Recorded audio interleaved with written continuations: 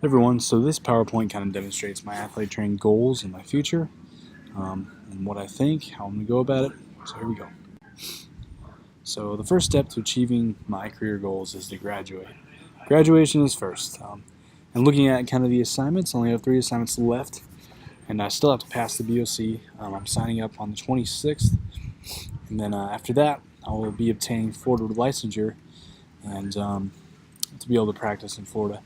So, but in saying that, if jobs do come up in different states, I'm not against getting licensure in other states in order to practice. Um, so, achievement of this will result in the accomplishment of psychological and safety needs according to Maslow's hierarchy of needs. So, what are my weaknesses? I need to improve my skills in professional responsibility and healthcare administration, and this is partly because we haven't had many, I guess, reps. As interns, we don't have to deal with these situations, so I'm not totally confident in these things. I know I can adapt and make these my proficiencies and strengths, but I'm yet to really experience it. So I need to be proficient in these areas, which is demonstrated kind of with the chains and a weak link. So step two, this involves building rapport. So until I can get the assistantship, I'm going to be starting personal training or strength conditioning in my grandpa's old barn. So this will help me gain baseball-related experience and rapport within the baseball community.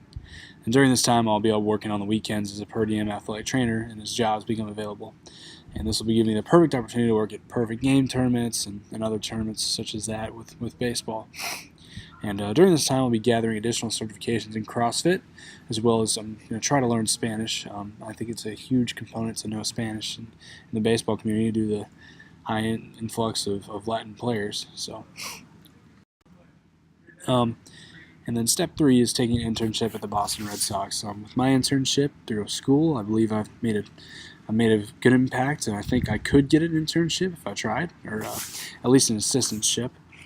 And I'll continue to gain baseball rapport and experience. And this achievement will satisfy belonging needs in Maslow's hierarchy.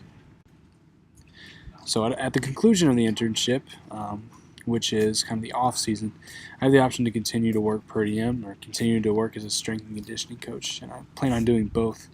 And this will allow me to continue to gain rapport in the baseball community as I continue to work at perfect game and train baseball athletes. So step five is achieving my first full-time job. So this is the point at which I'll be applying for a full-time job in minor league baseball. So after I do my assistantship, I'll have the opportunity to apply.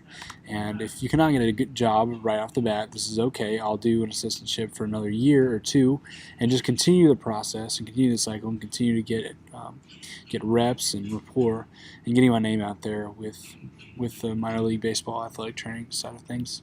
And if I do choose to be assistant, I will take my job at a different team, so I have experience at the Red Sox and the Mets and the Pirates, for example, instead of just one team.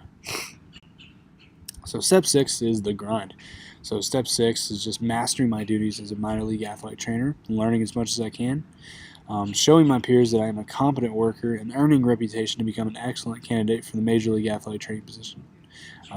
So if I don't get this job the athletic, my next step is to become the medical director. I will continue to work as an athletic trainer in the minor leagues. So step seven is getting a job as a minor league. And step seven is to obtain a job as a professional baseball athletic trainer. This is after several years or maybe a year or two of medical directing or just as a minor league baseball athletic trainer making that jump. As far as exactly how, we don't know yet, but this is kind of my layout. And in this, I'll achieve self-actualization. But it's important to note that where do we go from here? There's always more goals. There's always another step to take. So I think self-actualization will continue, and I'll look to become the head athletic trainer at a baseball team or the medical director for a Major League Baseball team and increase my knowledge. Well, thank you guys. medical director, and I'm basing this off of kind of the guys I know and their progression to a major league athletic trainer. They often go to the minor league medical director first before they make that transition. So doesn't necessarily have to be the way it goes, but this is the way I envision it based on previous history of people I know. So if I don't get the job, I'll continue to work as a minor league athletic trainer if I don't get that medical job. Getting this job will provide me the ability to master my weaknesses of professional responsibility and healthcare administration.